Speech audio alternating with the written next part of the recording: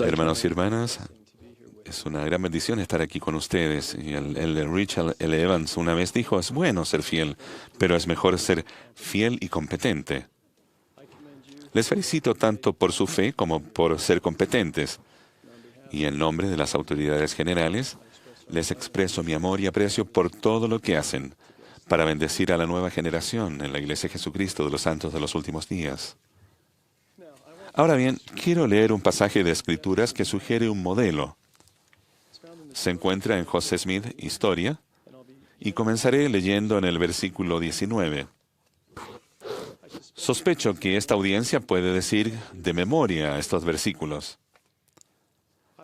Se me contestó que no debía unirme a ninguna, porque todas estaban en error, y el personaje que me habló dijo que todos sus credos eran una abominación a su vista, que todos aquellos profesores se habían pervertido, que con sus labios me honran, pero su corazón está lejos de mí. Enseñan como doctrinas los mandamientos de los hombres, teniendo apariencia de piedad, mas negando la eficacia de ella. Consideren la última parte del versículo 19 en conexión con las revelaciones que están en Doctrina y Convenios. Así que en sus ordenanzas del sacerdocio se hace manifiesto el poder de la divinidad a los hombres en la carne, y sin sus ordenanzas del sacerdocio, el poder de la divinidad no se hace manifiesto a los hombres en la carne. Aquí consideren que ellos tienen una apariencia de piedad, no tienen la autoridad, mas niegan la eficacia de ella. El poder de la divinidad se hace manifiesto en las ordenanzas del santo sacerdocio. ¿Y qué es el poder de la divinidad? Las bendiciones de la expiación. Sin las ordenanzas no hay acceso a las bendiciones de la expiación.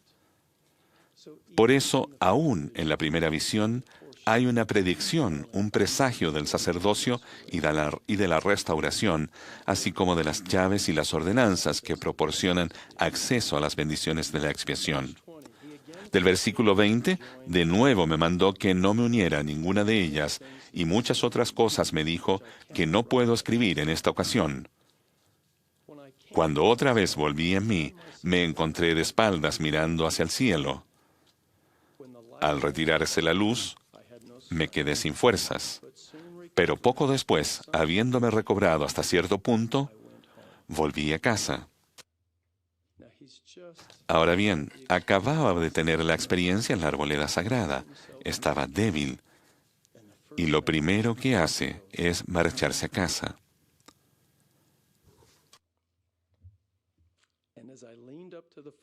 Al inclinarme sobre la chimenea, mi madre me preguntó, ¿su mamá estaba allí? ¿Se acuerdan de que David, en la época cuando los reyes salen a la batalla, se quedó en Jerusalén? No estaba donde se suponía que tenía que estar. La madre de José estaba en el lugar correcto, en el momento preciso, cuando él regresaba de la arboleda sagrada, y ella le preguntó una pregunta sencilla, no dice cuál fue, pero le preguntó qué había ocurrido. Le contesté, pierda cuidado, todo está bien, me siento bastante bien.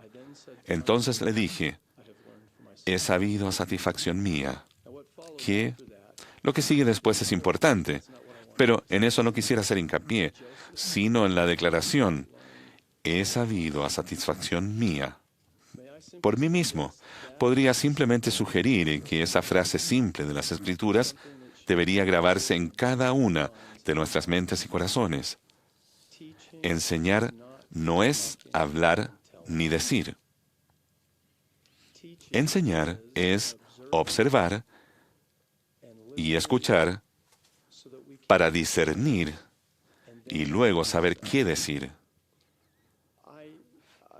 Felicito la valentía del hermano Webb cuando nos dijo que, al estar enseñando en una clase de instituto y un estudiante le hizo una pregunta o comentario, él siguió preocupado con el plan de la lección. La idea no es fijarnos en el hermano Webb, aunque él presentó ese ejemplo, pero él estaba más preocupado en hablar y decir que en observar y escuchar para poder discernir y saber qué decir. Permítame sugerir que si entramos en un salón de clases confiados en que sabemos lo que vamos a decir, entonces no estamos preparados en absoluto. No quiere decir que vamos a entrar sin tener ninguna idea, sino que tenemos que tirarnos de la barca.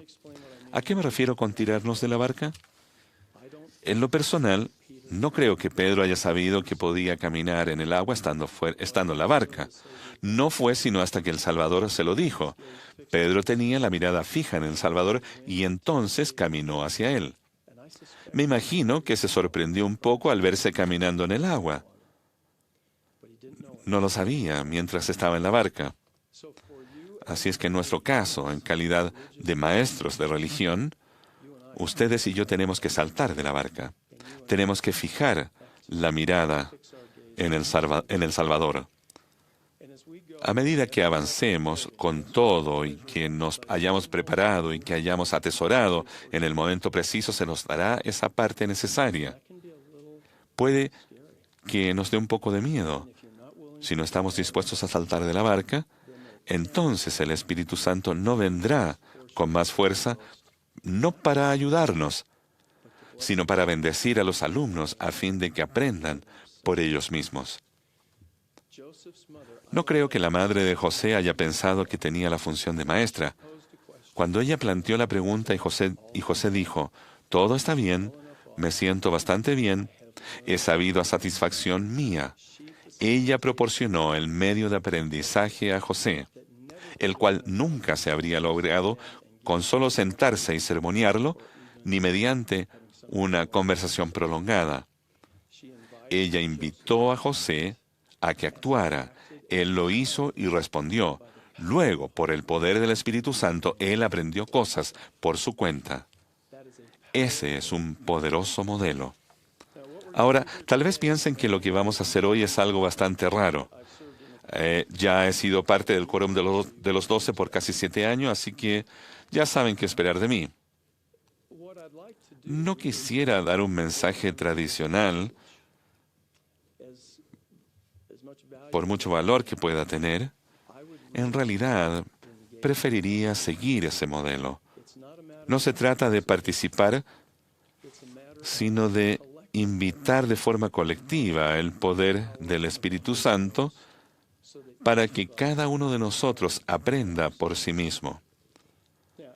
Si seguimos ese modelo, ¿están dispuestos a ayudarme, no solo aquí, sino en todos los lugares en los que se encuentran reunidos? ¿Podrían hacerme el favor de levantar la mano si están dispuestos a ayudarme? Me gustaría que se tomara nota para que conste, no todos levantaron la mano. Está bien, no están obligados a hacerlo. Y aquí es la ayuda que necesito. Quisiera que hagan preguntas. El simple hecho de hacer preguntas requiere el ejercicio de la fe en Cristo. José definió la fe como el principio de acción y de poder en todos los seres inteligentes. Nuevamente, observen la secuencia del modelo. Actuamos y el poder viene. ¿Qué pedimos con más frecuencia al orar? El poder para actuar. Pues, ¿saben qué? Esas oraciones no son contestadas muy a menudo. Muy a menudo. Tenemos que actuar de conformidad con lo que sabemos que es verdadero, y es entonces que el poder se pone de manifiesto. Es por eso que Nefi dijo, e íbamos sin saber de antemano lo que teníamos que hacer. Él fue y entonces vino la inspiración. No recibió la inspiración en una tienda en el desierto. Se lo reveló cada jota y cada tilde a fin de que supiese dónde ir y qué hacer.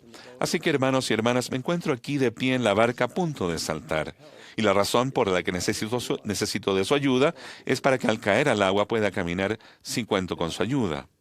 Ahora, las preguntas que les invito a hacer son preguntas inspiradas. Una pregunta inspirada es aquella que susurra el Espíritu Santo y es específica para la persona a quien se le plantea o para el tema el cual se aborda. Y al viajar por el mundo, invito a las personas a plantear preguntas. Y lo único que les digo es, todas las preguntas son buenas. Es probable que se muestren reacios a alzar la mano en una transmisión mundial y a plantear una pregunta a un miembro del quórum de los 12. Mi recomendación es, no teman. De manera colectiva, invitamos al Espíritu Santo a ser el maestro. Yo no soy el maestro, el Espíritu Santo es el maestro.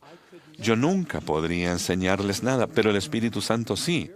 El simple hecho de que estén dispuestos a ayudar marca el comienzo del ejercicio de la fe. En el tiempo que tenemos, solo responderemos unas cuantas preguntas. Y tal vez se pregunten, ¿para qué gastar tiempo si solamente puedo responder 4 o 5 preguntas? Mis respuestas no importan. Si actuamos mental y espiritualmente, si pensamos, oramos y meditamos, procurando determinar una pregunta, no es necesario que me dirija a ustedes. El Espíritu Santo comenzará a ayudarles a recibir por su cuenta la respuesta a la pregunta que ustedes planteen. Así es que lo más importante es actuar y comenzar a indagar. No es importante que me dirija a ustedes y que yo les dé la respuesta. De hecho, sugeriría que si me dirijo a uno de ustedes, esa persona tiene el desafío más grande, ya que es posible que escuche lo que yo diga y piense que de alguna forma ahí está la respuesta, en lugar de concentrarse en lo que el Espíritu Santo le enseñe y aprenda por su propia cuenta. Ahora, todas las preguntas son buenas, pero algunas son mucho mejores que otras. Les daré 2 ejemplos. El de Bednar. ¿Dónde está la espada de Labán? Respuesta, no lo sé, ni me importa. La siguiente pregunta. Segunda pregunta de ejemplo. Hermano Bednar, usted es uno de los 14 hombres que estaba presente en la sala en la que el presidente Monson fue ordenado profeta, vidente y revelador y presidente de la Iglesia de Jesucristo de los Santos de los Últimos Días. ¿Podría decirnos algo en cuanto a la forma en que Dios prepara y llama a un profeta que nos ayude a escuchar y a hacer caso de forma más plena a las enseñanzas del presidente Monson? Ahora, esas 2 preguntas son buenas, pero una es mucho mejor que la otra. La segunda es un ejemplo de lo que es una pregunta inspirada. Hay solo 14 personas sobre esta tierra que pueden responder a la pregunta de quién tiene las llaves. Una de ellas está aquí hoy. Ese es un ejemplo de una pregunta con la que un miembro del Quórum de los 12 les podría ayudar. ¿Están listos para ir a trabajar? Bueno, esa fue una verdadera respuesta incompleta. Me estoy ahogando. ¿Están listos para ir a trabajar? Aprenden tan rápido. Muy bien, tenemos un micrófono aquí. Yo tengo un iPad y tengo en él a personas enviando preguntas. Están apareciendo en la pantalla y podré verlas y escoger preguntas que me están enviando. Empezaremos con una pregunta de esta audiencia. Por favor, levanten la mano para que alguien les acerque un micrófono. Y si se pueden poner de pie, cuánto mejor. Mi pregunta es esta. Como uno de los 14 que lo saben del Quórum de los 12, ¿qué tan importantes son para ustedes las expectativas personales que el profeta pone? ¿Qué tan importantes son para su crecimiento espiritual y para la unidad de los 12 en hacer avanzar el Evangelio en el mundo y proclamar el Evangelio? Bien, permítame responder a la segunda parte de su pregunta. Lea conmigo primer Nefi. Al final del capítulo 7,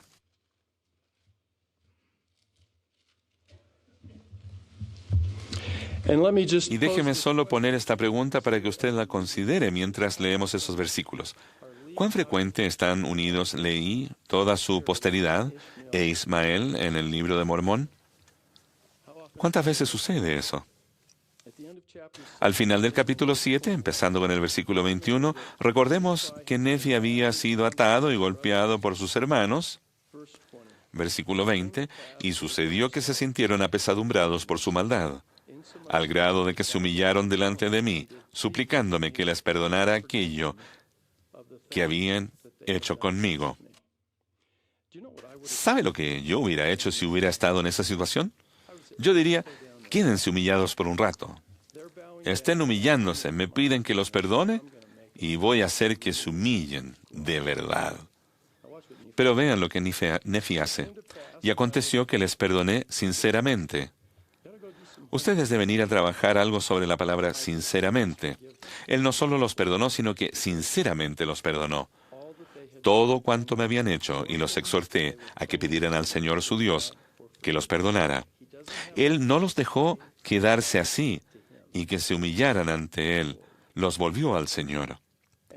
Y aconteció que así lo hicieron, y después de haber orado al Señor, emprendimos otra vez la marcha hacia la tienda de nuestro Padre. Y aconteció que bajamos a la tienda de nuestro Padre, y cuando yo, Nefi, mis hermanos, sus hermanos y sus familias, y toda la casa de Ismael, hubimos llegado a la tienda de mi padre, ellos dieron gracias al Señor su Dios y le ofrecieron sacrificios y holocaustos. Bueno, tal vez algunos de ustedes sepan esto mejor que yo, pero creo que probablemente esa fue la ocasión en que estuvieron más unidos que nunca. Pregunta, ¿qué sigue? La visión que tuvo Leí. Respuesta a su pregunta. No puede haber revelación, a menos que haya unidad entre la primera presidencia y los 12.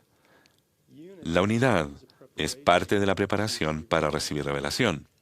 Con frecuencia ponemos énfasis en la unidad, y con toda razón, pero solo es un prerequisito, es parte de la preparación para recibir revelación. El mismo principio se aplica al hogar, a un quórum, a una clase de la sociedad de socorro, de modo que la unidad está asociada con recibir revelación y las expectativas establecidas por el presidente de la Iglesia. Entre el consejo de la primera presidencia y el quórum de los 12 hay 15 hombres, cada uno de los cuales, en forma individual, posee las llaves que han sido restauradas a la tierra en estos últimos días, pero solo un apóstol de mayor antigüedad está autorizado para ejercitar todas las llaves del sacerdocio. Él establece el tono y la dirección. Eso es trascendental y clave. ¿He respondido con eso las dos partes de su pregunta? Muy buena pregunta. Bien, la siguiente pregunta. La hermana allí, si se pone de pie, le darán un micrófono, y la próxima la sacaremos de mi iPad mágico.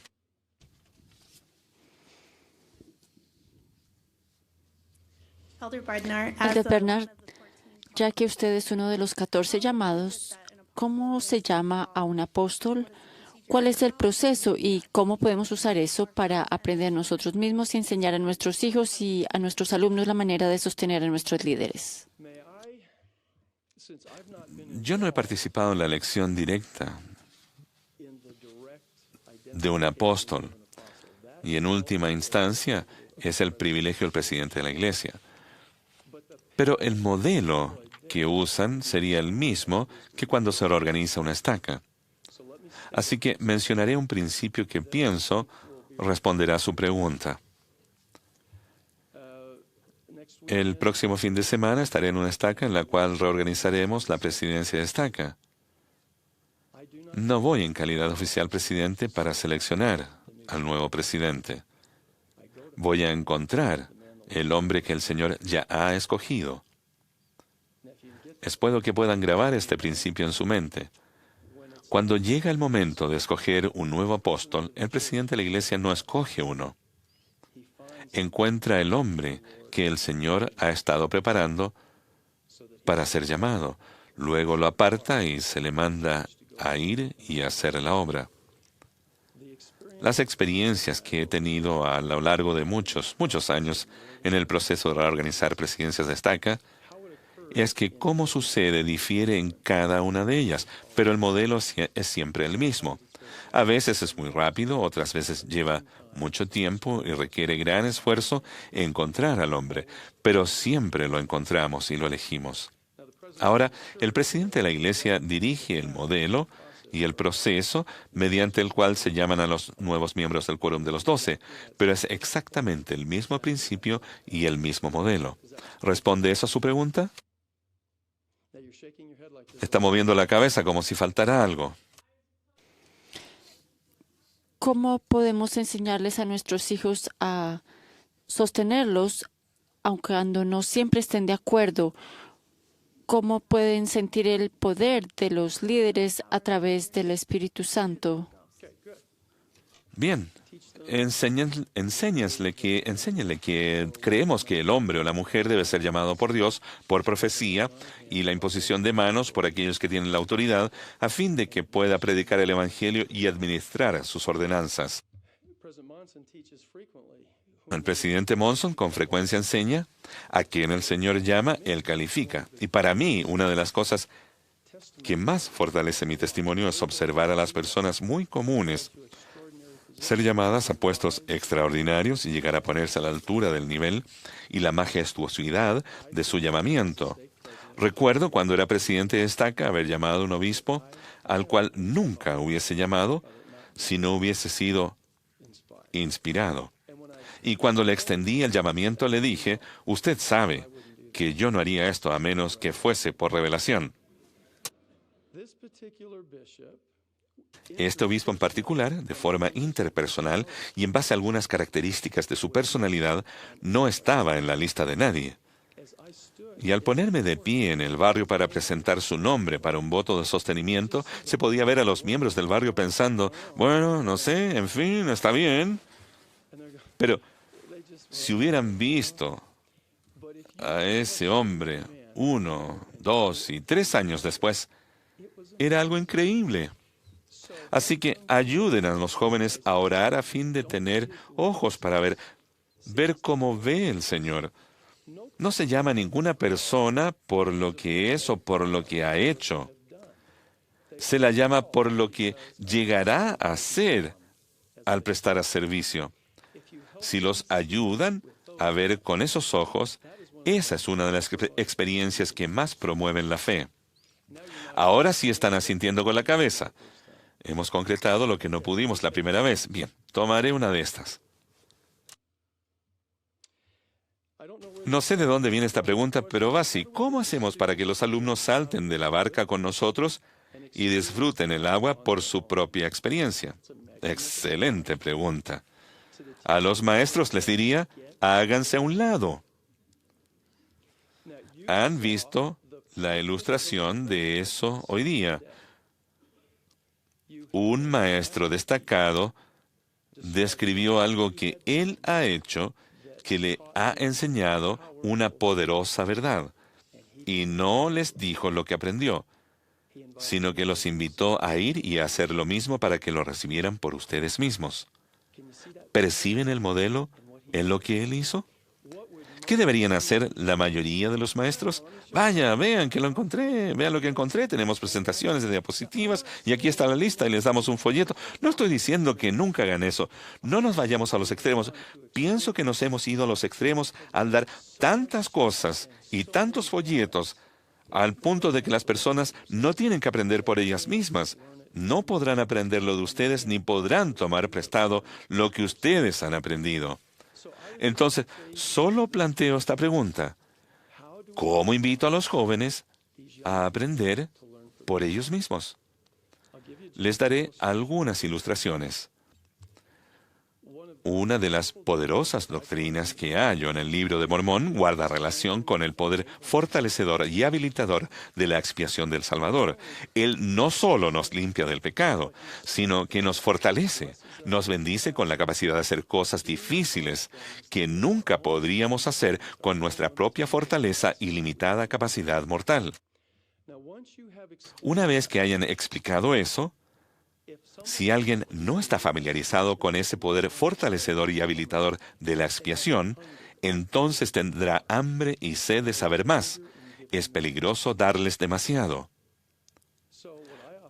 Así es que lo que suelo hacer es tratar de darles lo suficiente para que empiecen a probar. Y después le doy esta invitación: consigan un ejemplar económico y nuevo del Libro Mormón. No usen las escrituras que ya tengan marcadas. Solo un ejemplar de bajo costo del Libro Mormón. Y léanlo de principio a fin y busquen cada una de las frases que contenga este tipo de expresiones. El Señor nos ha fortalecido. Fuimos victoriosos en la fortaleza del Señor. En la fortaleza del Señor y todas las variantes. Se encuentran muchas de estas frases en el libro Mormón. De hecho, contiene cientos y ni se les ocurra hacer una búsqueda con una computadora. Den vuelta a las hojas, búsquenlas y márquenlas. Cuando terminen todo, tomen ese ejemplar del libro Mormón y extraigan lo que hayan encontrado. Usen su ingenio, háganlo a su manera. Saquen esas cosas y luego véanlas, compárenlas. Y cuando hagan todo eso, escriban un resumen de una hoja de lo que hayan aprendido al hacerlo. Le puedo decir que hago eso por todo el mundo y lo hago con los jóvenes. Y si me encuentro con un joven que me pregunta algo y la consulta va en esa dirección, le presento esto, le doy una tarjeta con mi dirección y le digo, si haces esto, no es una obligación, pero si lo haces, ¿me enviarías una copia de tu resumen de una página? No voy a corregirlo, ni a publicarlo. Solo me interesaría ver lo que has aprendido al hacer esto. Mi secretaria está aquí presente. Debería pedirle que venga y nos diga de las cartas que recibimos por parte de los jóvenes que han respondido a esa invitación. Si ellos no responden a la invitación, no les puedo ayudar de la misma manera. Y según el contenido de la carta, puede que haya algo más que sienta que deba hacer para ayudar a esa persona para que aprenda más de la expiación. En una ocasión estaba reunido con un grupo de presidentes de misión hablando de un tema en particular. La esposa de uno de ellos creo que se quedó despierta toda la noche. Y a la mañana siguiente, con mucho entusiasmo durante el desayuno, dijo, Elder Bednar, mire, ella había escudriñado las Escrituras y aprendió una enseñanza magnífica. Y ella estaba tan emocionada por sacar fotocopias para dárselas a todos los misioneros al regresar al campo misional. Dijo, ¿qué piensa en cuanto a eso? Dije, creo que es lo más tonto que puedo hacer. Y se me quedó mirando como si... Le dije,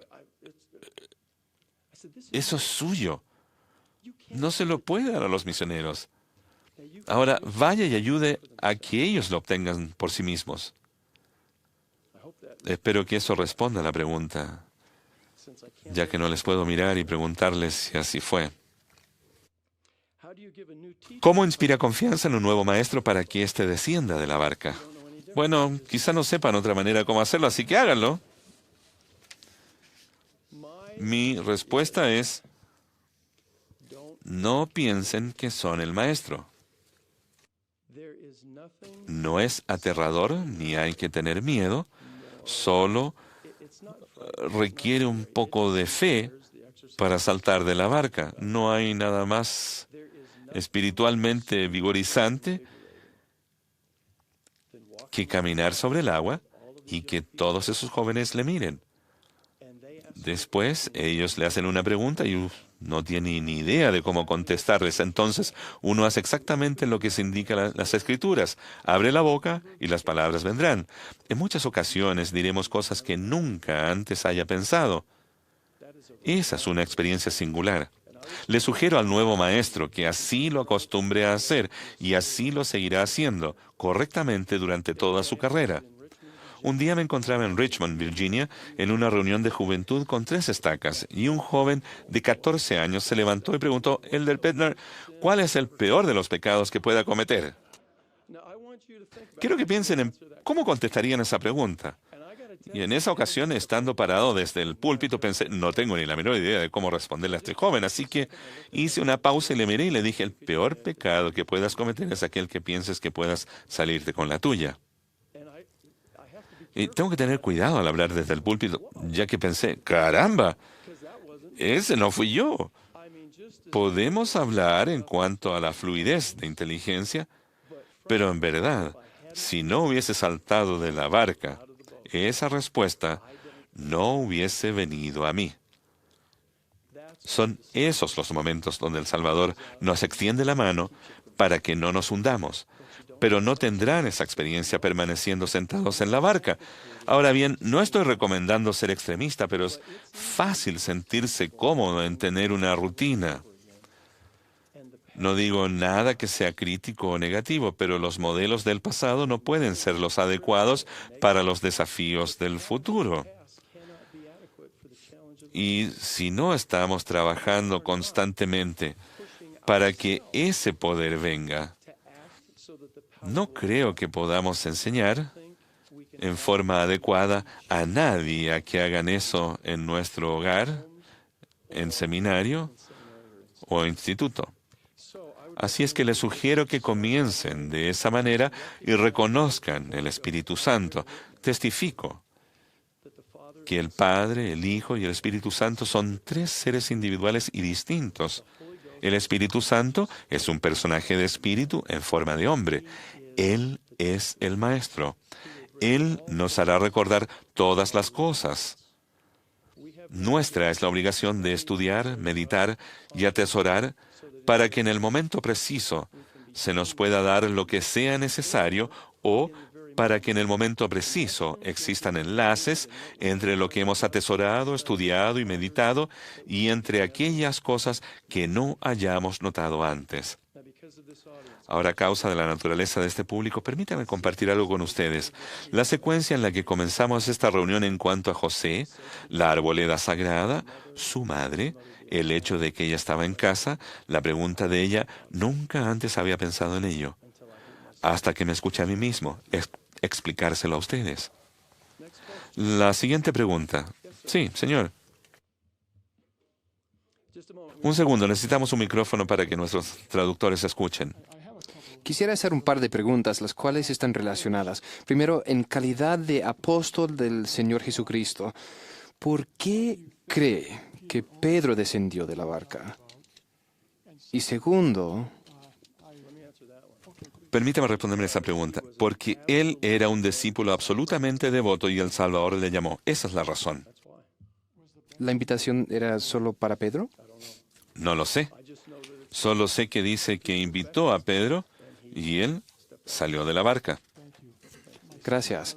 La segunda pregunta de mi pregunta es que hablé con un exalumno suyo y me dijo que usted era muy exitoso al hacer que sus alumnos se preparan y leyeran antes de ir a clases. Como maestro he intentado hacer lo mismo, que los alumnos lean para prepararse, para que tengan una mejor experiencia de aprendizaje y vengan preparados, no solo para hacer preguntas, sino para compartir ideas. No he tenido mucho éxito en hacer que lean y quisiera saber si tiene algunas ideas sobre cómo podemos hacer que nuestros alumnos se preparen para las clases. Es una gran pregunta y trataré no solo recomendar aplicaciones que funcionan para mí, pero no necesariamente para ustedes. Voy a intentar mencionar un principio y luego dar un ejemplo. Si los invitan, algunas veces al enseñar en la iglesia no invitamos a las personas, las empujamos. Los empujamos cuando jugamos el juego llamado Adivinen qué pienso. ¿Alguien conoce este juego? Es un juego tonto. Y si puedo ser directo, mi opinión es que el Espíritu Santo rara vez se encuentra allí cuando lo jugamos. Adivinen qué pienso. Está allí, hay 3 elementos básicos en el convenio del bautismo y luego eligen a alguien. Hermana Dalton, levántese y díganos los 3 elementos del convenio del bautismo. Bueno, la hermana Dalton lo sabe hasta que le pregunta a un miembro del quórum de los 12 en una transmisión mundial, momento en el cual no puede recordar ni su nombre. Entonces ponemos a alguien en un aprieto y luego les enseñamos. Oh, vamos, hermana Dalton, sabemos que lo puede hacer. Sí, aumentemos su vergüenza. Y luego el maestro inexperto plantea la misma pregunta en 16 formas diferentes. Ahora el pobre alumno está totalmente confundido pensando, ok, estropeé la primera pregunta, entonces ahora tengo un montón más. Me aterré y no puedo recordar ninguna. Entonces lo acabamos de espantar. Si leen un versículo y plantean una pregunta invitadora, ¿qué les llama la atención en este versículo? ¿Qué aprenden de este versículo? Cuando piensan en este versículo, ¿qué creen que influenciaría sobre cómo hacen las cosas día a día? Esos son solo 3 ejemplos, pero no existe una respuesta correcta o incorrecta. No lanza las preguntas abiertamente, está tratando de descubrir dónde se encuentra el alumno con respecto a qué piensa sobre este versículo o qué le llama la atención. Cuando escuchen, observen y perciban mientras el alumno habla, el Espíritu Santo les ayudará a saber qué hacer luego. Lo otro que a veces pienso, sin ser dogmático o inflexible, es que no esperamos mucho de estos jóvenes. Y yo creo que es realista y razonable decir, ustedes tienen tanta responsabilidad por el éxito de todo nuestro aprendizaje en la clase como yo. De hecho, ustedes tienen más responsabilidad. Voy a venir cada día preparado para ayudar a hacer de esto una gran experiencia de aprendizaje para que puedan aprender por ustedes mismos. Pero ustedes deben hacer lo mismo. A su manera, los ayudan a entenderlo y a que se aferren a eso. No los golpea ni les da una paliza, sino simplemente les deja saber que esas son las expectativas. Y si vienen, cuando enseñaba una clase de religión, no daba sermones a mis alumnos. No llegaba a la clase y les decía, estas son las 3 cosas que deben saber sobre lo que enseñó el presidente Harold B. Lee en este mensaje. Ellos lo pueden deducir. Eso lo pueden deducir ellos mismos. Ellos son realmente los jóvenes que se reservaron para estos últimos días. Dejemos de decirles esto y comencemos a tratarlos como aquello y esperemos que lo hagan. Y si lo hacemos, no seguimos ayudándolos. Por eso dije que los maestros deben apartarse del camino. Será un poco raro, un poco doloroso, pero lo raro y el dolor les enseñan que ustedes no están bromeando con respecto a lo que ellos deben hacerlo. Con el tiempo creo que lo harán. Déjeme saber si eso respondió a su pregunta. Maravilloso, gracias. Gracias. Ok, otra pregunta. ¿Le puedo decir algo realmente ingenioso que hacemos cuando hago esto con los jóvenes de todo el mundo? Esto lo elaboró la gente del SEI. Tienen este programa que usamos para que los jóvenes de la audiencia que desean hacer preguntas, pero que no quieren que nadie se entere quién las hace, lo configuramos para que puedan enviar sus preguntas por medio de Twitter o mensaje de texto. Entonces, todas las preguntas aparecen en una pantalla en la parte de atrás. Deberían escuchar algunas de las preguntas cuando se las puede hacer de forma anónima. Son preguntas del alma. Y son sobre qué necesita hacer para arrepentirse y cómo soltarse de las cadenas que los atan. Es realmente extraordinario, pero siempre les digo que esta es la única vez que pueden usar mensajes de texto o usar Twitter en la iglesia. Si lo hacen otra vez, voy a ir, los voy a tomar y hacerles cosas malas.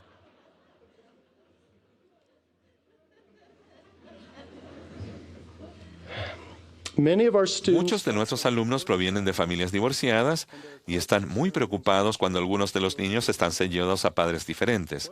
¿Qué principios explicaría para ayudar a estos chicos? Cuando la hermana Bednar y yo estuvimos en BYU, Idaho, cada lunes a la noche nos reuníamos con cerca de 200 a 250 alumnos.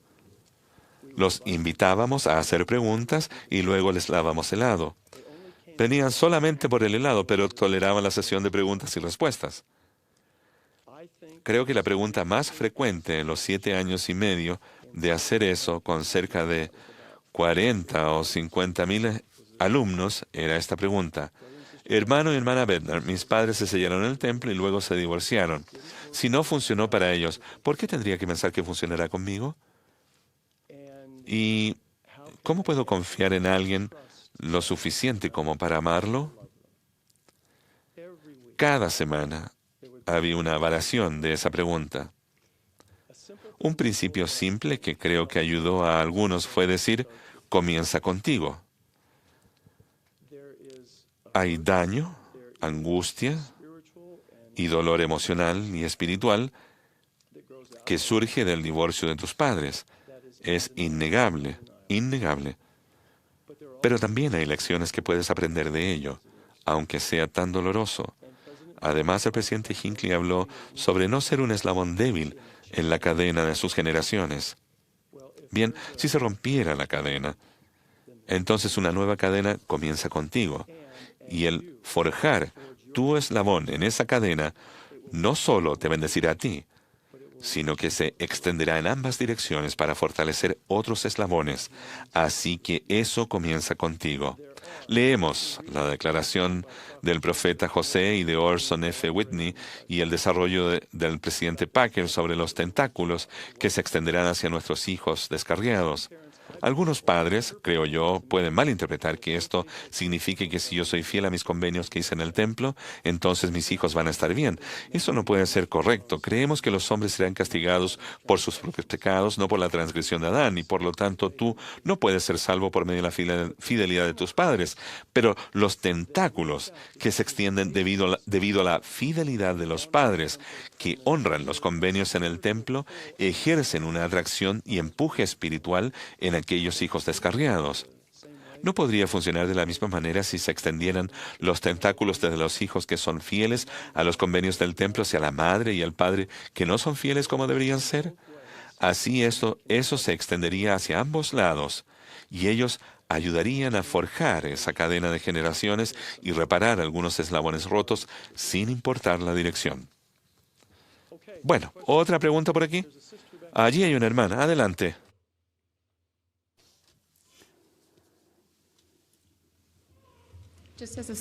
Como testigo especial de Jesucristo, ¿podría compartir su testimonio de él y contarnos cómo lo obtuvo? Lo haré.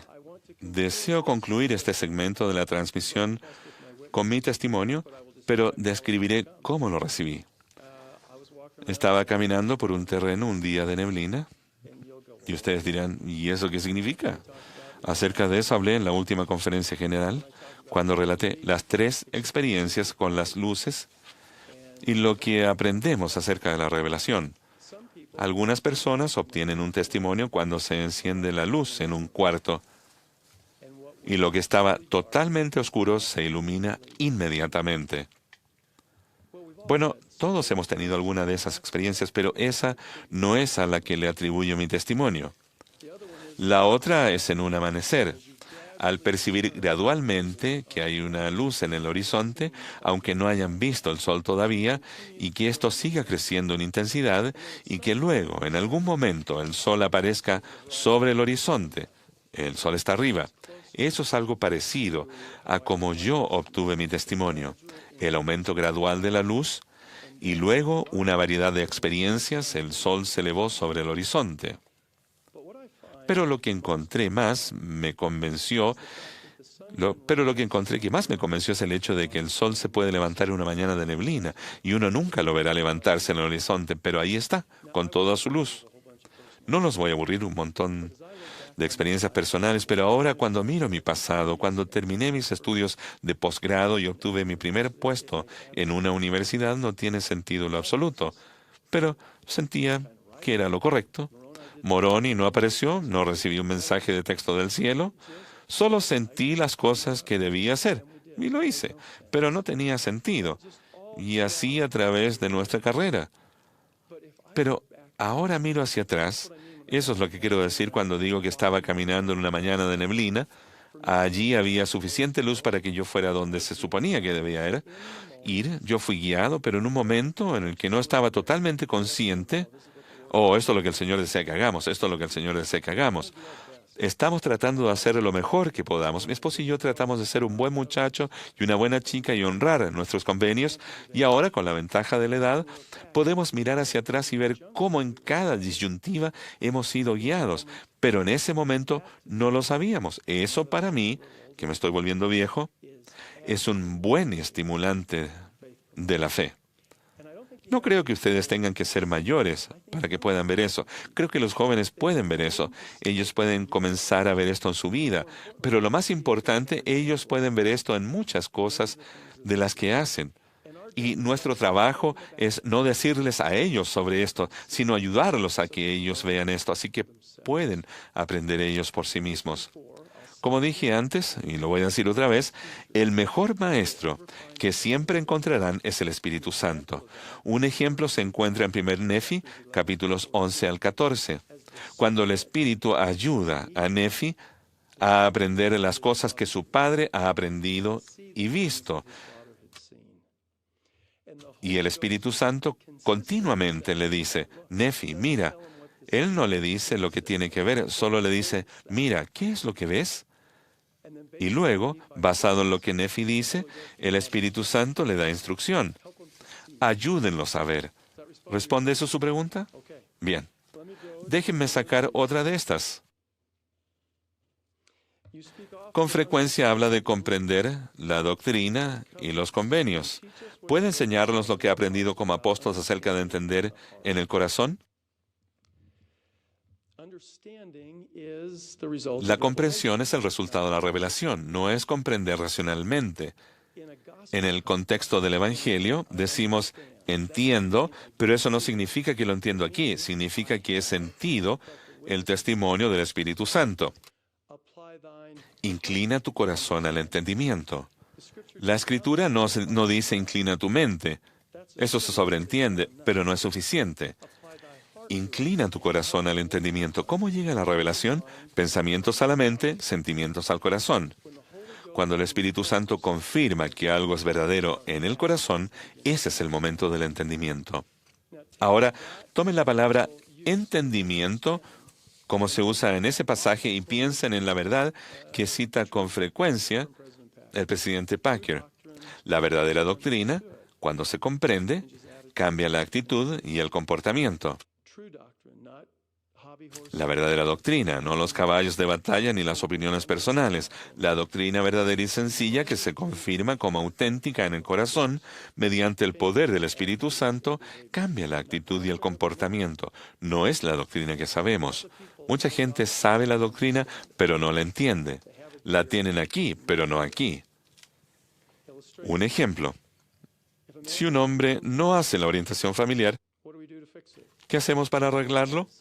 Volvemos a reorganizar las asignaciones.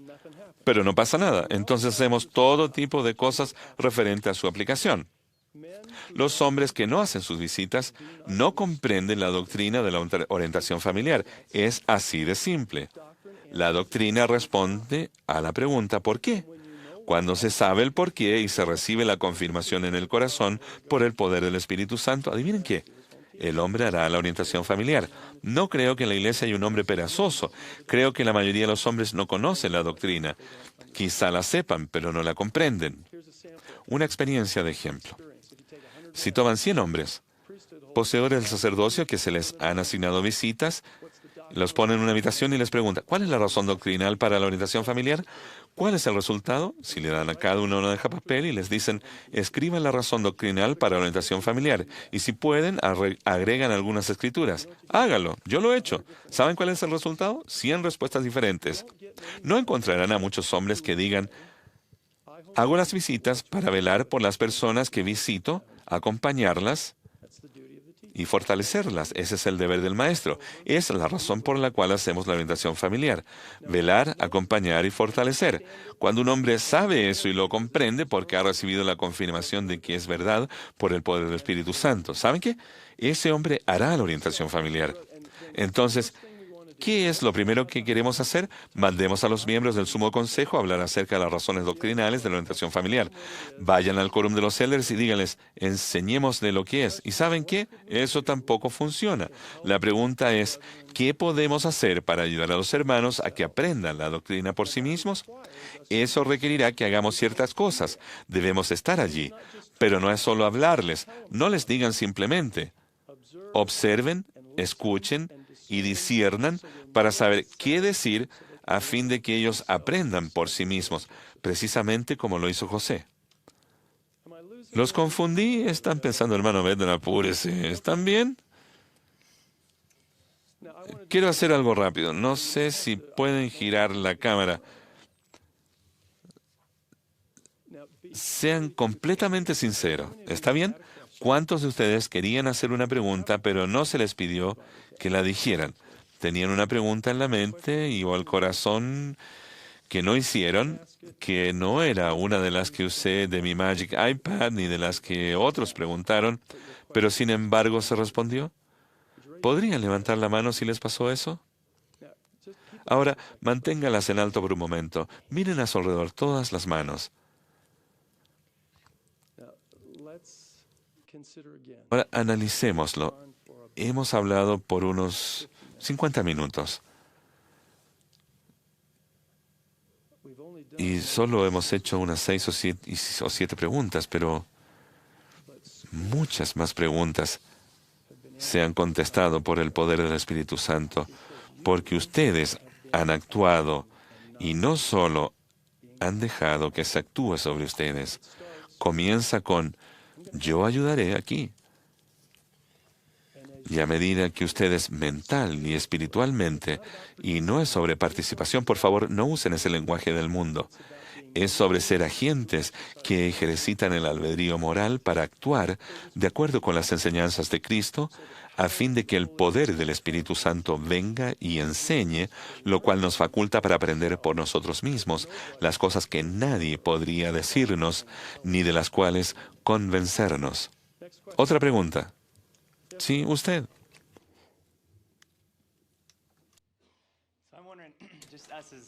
En nuestro caso, como maestros del CI, pienso en cómo puedo vivir a la altura de lo que se espera de mí y también ser capaz de usar mis dones y talentos.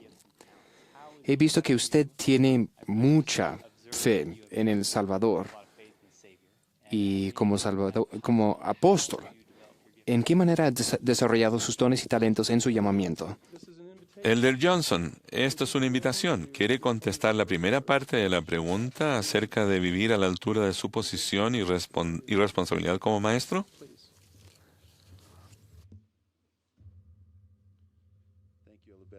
Gracias, Elder Bednar. Creo que es bastante sencillo.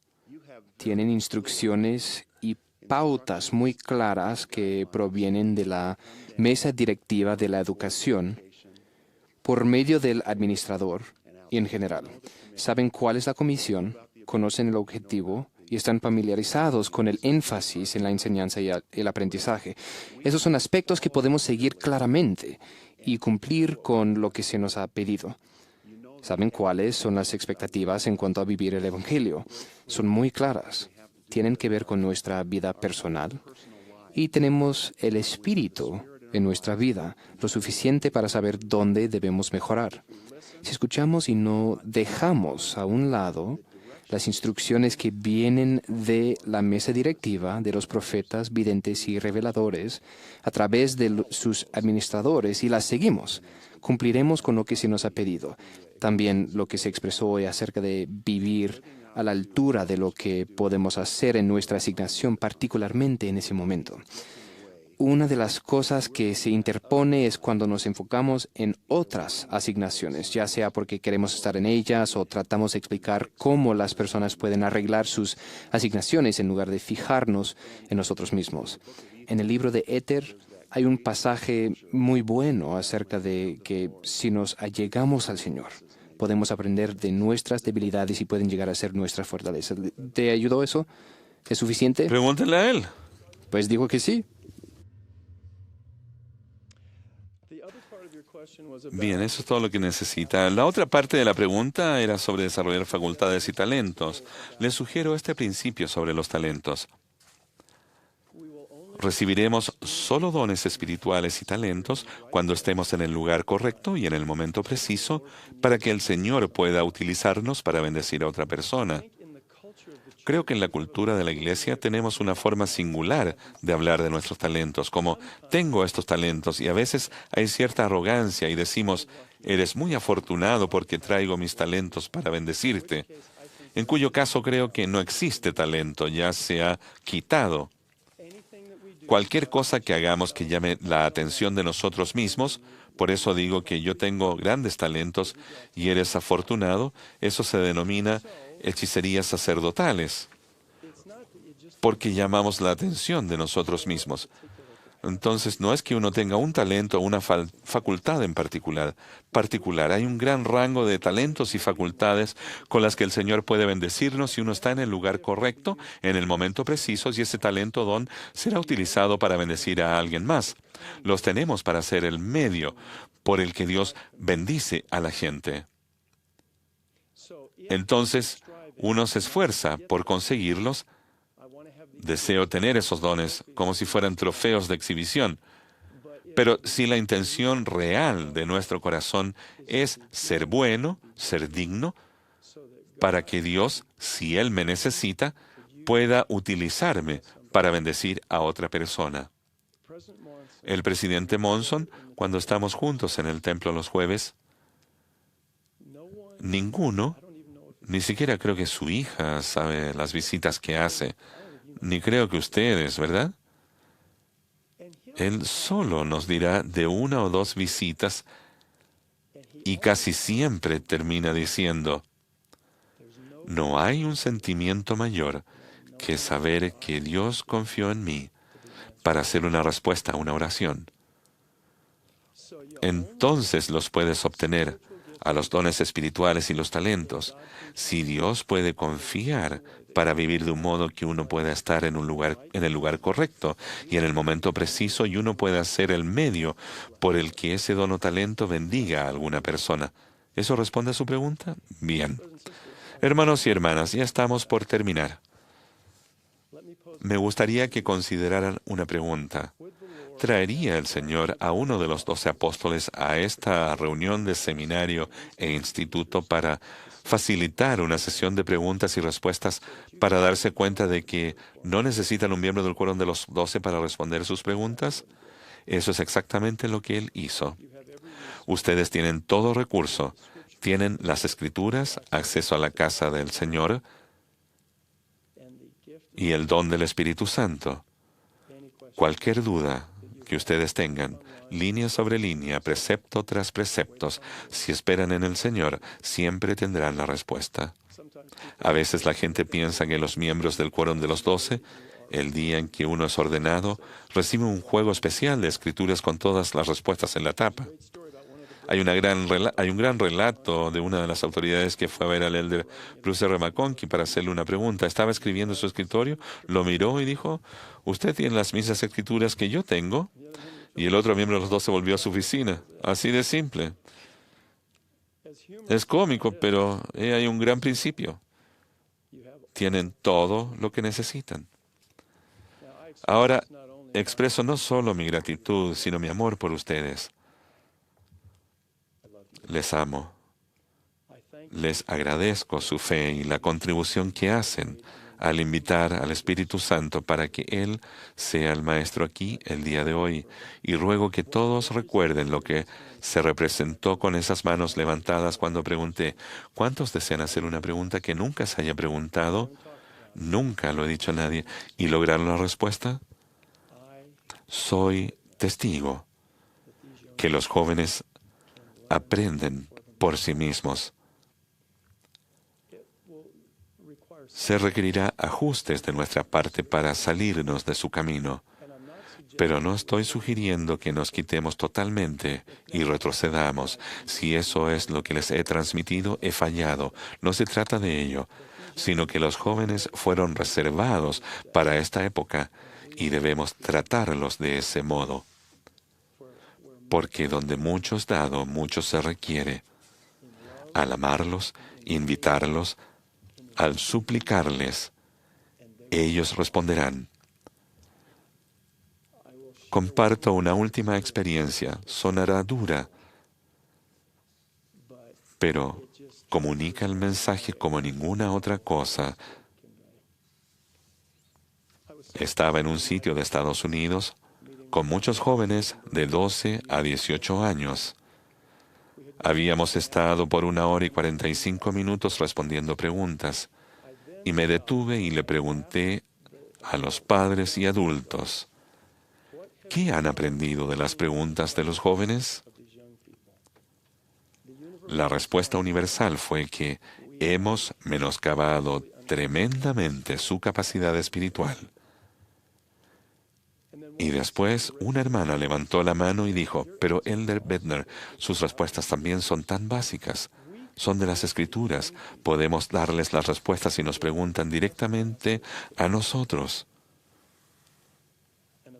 Y un jovencito valiente levantó la mano y dijo, no deseo ser irrespetuoso, pero nunca les hacemos preguntas porque ustedes no escuchan. Ustedes hablan solamente. Fue un momento muy poderoso. Tenemos que tratar a estos jóvenes como quienes son realmente, no dejarlos todos sobre sus hombros, pero invitarlos a actuar para que aprendan por sí mismos. Ahora mi respuesta final a la pregunta en cuestión la declararé en mi testimonio alegremente. Por la autoridad del Santo Apostolado, declaro mi testimonio de la realidad viviente de Dios, el Eterno Padre, de su Hijo Jesucristo y del Espíritu Santo. Sé que viven. Testifico que ellos hablan. El Padre Eterno tiene un cuerpo tangible, exaltado de carne y huesos. Somos creados a su imagen, somos sus hijos. Jesús el Cristo es su Hijo unigénito. Lo amo. Les testifico que Él vive y que esta es su iglesia, está a la cabeza y dirige sus asuntos. Testifico que José vio al Padre y al Hijo. Se le instruyó y recibió autoridad del sacerdocio y llaves del sacerdocio. Y que desde la época de José Smith hasta el día presente en que tenemos al presidente Thomas S. Monson, ha habido una sucesión intacta de apóstoles de mayor antigüedad y profetas de la iglesia, que son sinónimos, los cuales han tenido todas las llaves del sacerdocio y se les ha autorizado a ejercitarlas. Estas cosas yo las sé, pero sé que eso no es todo. De estas cosas testifico, pero eso no es todo. De estas cosas testifico que son verdaderas. Todas son verdaderas. Ahora también, por la autoridad del apostolado, invoco una bendición sobre ustedes para que, al meditar, al preguntar, al buscar y al llamar, invoco el espíritu de revelación para que lleguen a saber en su vida qué pueden aprender por ustedes mismos y de este modo que su familia, sus seres queridos, lo aprendan por sí mismos. Y después, en su sagrada responsabilidad de enseñar a la juventud de la Iglesia que sus facultades puedan aumentar para ayudarles a actuar y a aprender por sí mismos por el poder del Espíritu Santo. Declaro este testimonio e invoco estas bendiciones sobre ustedes en el nombre sagrado del Señor Jesucristo. Amén.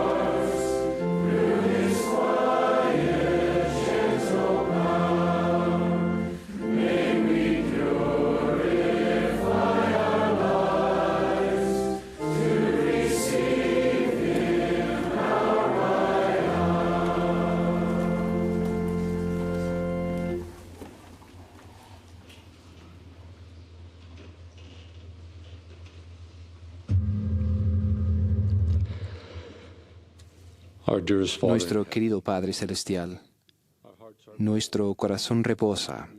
Nos sentimos humildes y agradecidos por la inmensa bendición que hemos tenido aquí hoy día de ser instruidos y edificados. Te damos las gracias, Padre Celestial, por el Evangelio por el sacerdocio y por el testimonio de los apóstoles y profetas. Te pedimos que la instrucción que recibimos quede en nuestro corazón y mente al reflexionar sobre lo que debemos hacer para ayudar mejor a estos jóvenes y ver y aprender por sí mismos. Rogamos, Padre, que tus bendiciones estén con nosotros al partir, que lo hagamos con seguridad y disfrutemos de tu espíritu selecto y tus bendiciones al embarcarnos en un nuevo año de enseñanza. Te demostremos ser los mejores alumnos y actuemos de acuerdo con lo que hemos aprendido. Lo pedimos humildemente en el nombre de Jesucristo. Amén.